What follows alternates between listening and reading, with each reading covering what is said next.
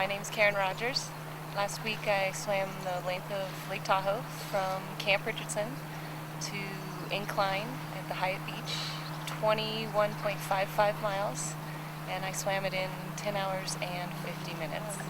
That's been a lifelong dream of mine. When I was 7 years old, I stood at Camp Richardson with my dad. He had taken me for a bike ride, and we had stopped to get a root beer float at the old soda fountain there.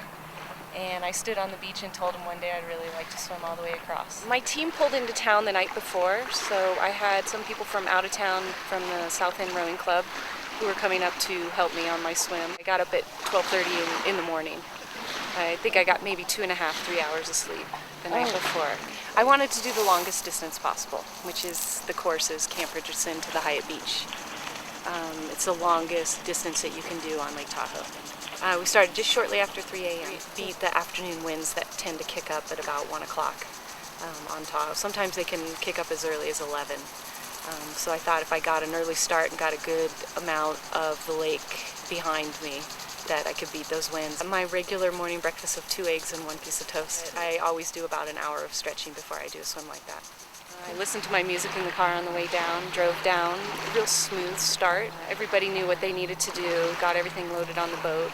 The very important part of my team was a guy named El Sharko, who is, he was responsible for all my feedings. So he was really responsible for my well-being and keeping me going for my nutrition. He's an accomplished English Channel swimmer and just an all-around really great guy.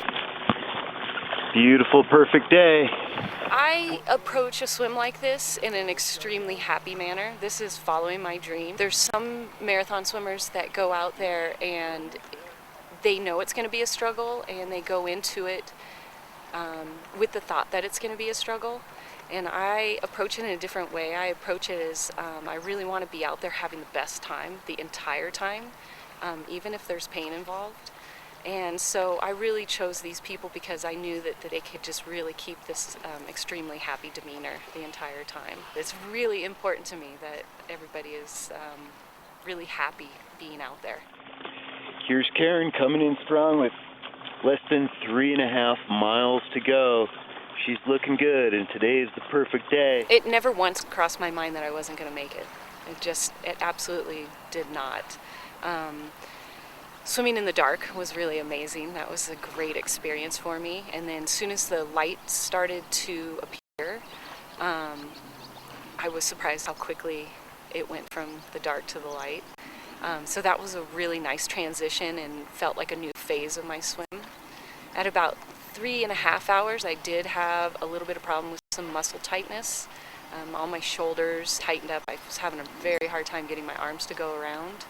So when I told Sharko, he decided to give me Cytomax. Told me it didn't matter how long it took me to drink it, but he wanted me to drink the entire bottle of 20 ounces. After I did and eased back into the next half an hour of my swim, it started to alleviate some of the tightness. And that was my only struggle the whole swim. I hate to say that it was a pretty easy swim. It felt very easy the whole time. I can go out and run, but it's not that easy for me. I'm really a water person. I find that I can get in the water and get a really good workout and have it be a little easier on my body than going for a multi-mile run. It keeps me injury-free, and it's just really good for my head. I do a lot of math. I can't help it. I like to have stats given to me. How far I've come, how fast I'm going, how far I have to go, and I use those numbers just to do different formulas and different algebra equations and figure out different stuff. And when I'm not doing that, I'm pretty zoned out and not thinking about a lot. I also have a constant soundtrack in the back of my head. I go about it by finding songs that I really like, that I know that I'm going to remember, that have a specific beats per minute in a pace that I want to be swimming. Let's see, I had some Beastie Boys in the beginning, which then went into a lot of pretty fast bluegrass that I've been listening to lately. I had some Aretha Franklin in there and some Jerry Garcia.